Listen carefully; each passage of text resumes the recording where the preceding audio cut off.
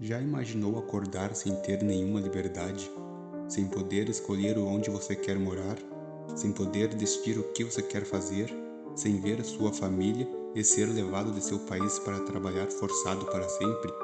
Essa foi a realidade de milhões de pessoas por mais de 300 anos no Brasil. Tudo começava ainda na sua terra natal. Os selecionados eram separados de suas famílias e colocados à força em um navio, sem nem saberem o que estava acontecendo e para onde estavam indo. Viagens longas e em condições desumanas esperavam por eles. Milhares de homens, mulheres e crianças atravessavam o Oceano Atlântico em direção ao Brasil.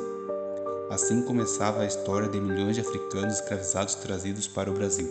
Durante os séculos XV e XIX, pessoas eram caçadas e capturadas em diferentes regiões da África, levadas à força e colocadas nos chamados navios negreiros, embarcações superlotadas onde os escravizados ficavam acorrentados com quase nenhum espaço para se moverem, alimentação escassa, calor intenso e em condições precárias de higiene. Com condições tão extremas como essas, doenças se espalhavam rapidamente e muitos não resistiam à longa viagem. Milhares de pessoas não sobreviveram durante a travessia do Atlântico. Os sobreviventes desembarcavam em portos brasileiros para serem vendidos como mercadorias, separados de suas famílias e obrigados a trabalhar em fazendas, minas e cidades. E isso tudo era apenas o começo do que seria marcado pela perda de liberdade dessas pessoas. Assim que chegavam no Brasil, os escravizados eram vendidos em mercados e leilões, tratados como mercadorias. Depois de serem comprados, eram levados para fazendas de açúcar, plantações de café, minas de ouro ou para trabalhar em serviços domésticos e urbanos. A rotina era extremamente pesada. O trabalho começava antes do sol nascer e só terminava ao anoitecer. Em muitos casos, eram mais de 12 horas de trabalho contínuo, com poucas pausas para descanso. Todos, sem exceção, trabalhavam. Homens, mulheres e até crianças eram obrigados a realizar tarefas exaustivas, sob constante vigilância. A alimentação era simples e insuficiente para o esforço físico exigido. Farinhas de mandioca, feijão, milho, carne seca eram alguns dos alimentos mais comuns. A moradia também era precária. Muitos viviam nas senzalas. Eram construções feitas de madeira ou barro, com pouca iluminação, pouca ventilação e nenhum conforto. Era comum dezenas de pessoas dividirem o mesmo espaço, dormindo até mesmo diretamente no chão.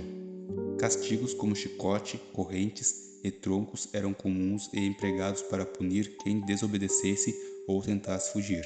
Além da violência física, havia também ameaças, separação de famílias e outras formas de intimidação, criando um ambiente constante de medo.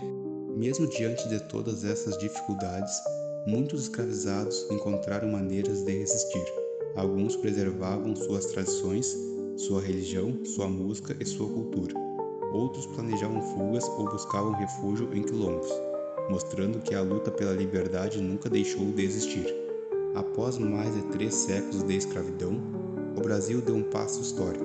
Em 13 de maio de 1888, foi assinado a Lei Áurea, que aboliu oficialmente a escravidão no país.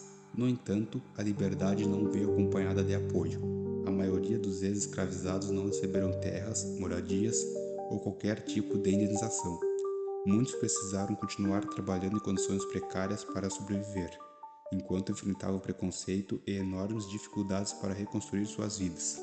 Mesmo assim, a abolição marcou o fim de um dos períodos mais cruéis da história brasileira. É difícil de acreditar que um dia isso realmente aconteceu.